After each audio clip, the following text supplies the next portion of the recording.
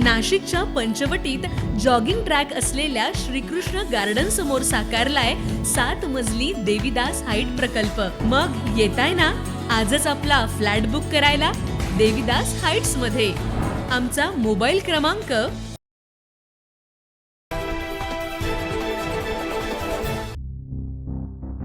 महिलांच्या लैंगिक शोषणाचा आरोप असलेल्या अशोक खरात याच्या विरोधात सरकारवाडा पोलीस ठाण्यात गुन्हा दाखल झाल्यानंतर मुख्यमंत्री देवेंद्र फडणवीस यांनी या प्रकरणात गांभीर्याने लक्ष घालून कठोर कारवाईचे आदेश दिलेत। अशोक खरात याने केलेल्या कारनाम्यांची सखोल चौकशी व्हावी याकरता राज्य सरकारने विशेष तपासणी पथक अर्थात SIT स्थापन केले। सध्या SIT प्रमुख म्हणून नाशिकच्या IPS अधिकारी तेजस्विनी सातपुते काम बघतायत। सध्या तपास वेगानं सुरू आहे। दररोज अशोक खरात याचे नवनवीन खुलासे होत आहेत। मात्र सोलापूर येथील RTI कार्यकर्ते दीनानाथ काटकर यांनी SIT प्रमुख तेजस्विनी सातपुते या कुठल्याही प्रकारची चौकशी करत असताना राजकीय दबावाखाली चौकशी करत असतात। त्या केवळ सत्तेसाठी काम करत असल्याचा घणाघात केलाय। पाहूया नेमकं काय म्हणालेत ते। मित्रांनो नमस्कार, मी दीनानाथ काटकर, सोलापूर जिल्ह्यातील बार्शी येथील व्हिसल ब्लोअर ॲक्टिव्हिस्ट RTI कार्यकर्ता। नुकताच नाशिक येथे खरात बाबांनी काही महिलांवर अत्याचार केले हे अनेक वर्ष प्रकरण चालू होतं। याच्यामध्ये SIT शासनाने नेमली आणि त्या SITचे प्रमुख म्हणून IPS ऑफिसर तेजस्वी सातपुते यांना पुन्हा एकदा महिलांच्या विषयामध्ये SIT प्रमुख म्हणून नेमलं गेलं। पुन्हा एकदा याच्यासाठी मी म्हणतोय, फलटणला देखील संपदा मुंडे डॉक्टर यांच्या आत्महत्या प्रकरणामध्ये देखील त्यांना नेमलं होतं। माझं स्पष्ट मत असं आहे की या ज्या IPS ऑफिसर तेजस्वी सातपुते आहेत यांनी सोलापुरातून बदलून गेल्यापासून सतत साईड ब्रांच केली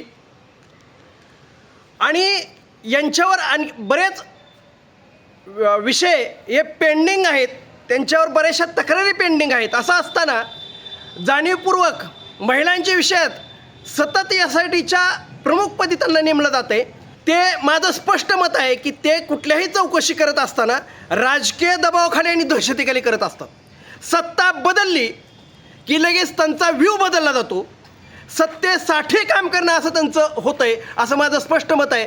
ज्यावेळेस विशिष्ट एका पक्षाची सत्ता असते त्यावेळेस त्यांच्या बाजूनं काम करणं, ते म्हणतील तसं करणं, आणि जर सत्ता बदलली की लगेच त्याच अधिकाऱ्याच्या विरुद्ध किंवा त्या प्रकरणाच्या विरुद्ध लगेच काम करणं, कारण वरनं सत्ता बदललेली असते। हे तंत्र प्रकार आहेत असं माझं स्पष्ट मत आहे। याचे पुरावे देखील आमच्याकडे आहे की या विषयामध्ये त्यांना नाशिकच्या विषयामध्ये बिलकुल SIT प्रमुख म्हणून नेमू नये। 2 ते 3 दिवसामध्ये फास्ट तपास वगैरे चालू आहे। आमची तक्रार तात्काळ गेली, 2 ते 3 तासात आमची तक्रार गेली। त्यानंतर एक घटना घडली की CM साहेब स्वतः फडणवीस साहेबांनी त्यांच्यासह CP नाशिक यांच्या दोघांच्या मदतीने ते अहवाल तयार करा म्हणून सांगितले। मला अजून असंही कळतं आहे की पोलिसांना किंवा CP कार्यालयामधील अधिकारी कर्मचाऱ्यांना खूप वेगळ्या पद्धतीने त्यांनी ट्रीटमेंट केली आहे। हे खरंच त्यांचं काम आहे का याचाही विचार होणं गरजेचं आहे।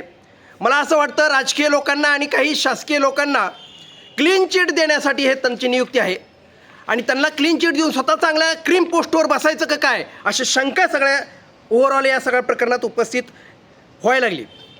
शासन प्रशासन चांगलं काम करत असताना अशा काही अधिकारी कर्मचाऱ्यांच्यामुळे शासनाच्या आणि प्रामाणिक अधिकाऱ्यांच्या प्रामाणिकतेवर देखील आणि निष्पक्षतेवर देखील सामान्य जनता म्हणून प्रश्नचिन्ह। त्यामुळे अशोक खरात प्रकरणाचा तपास महिला न्यायाधीशांमार्फत व्हावा अशी मागणी यावेळी RTI कार्यकर्ते दीनानाथ काटकर यांनी केली। 9 न्यूज महाराष्ट्र ब्युरो, नाशिक।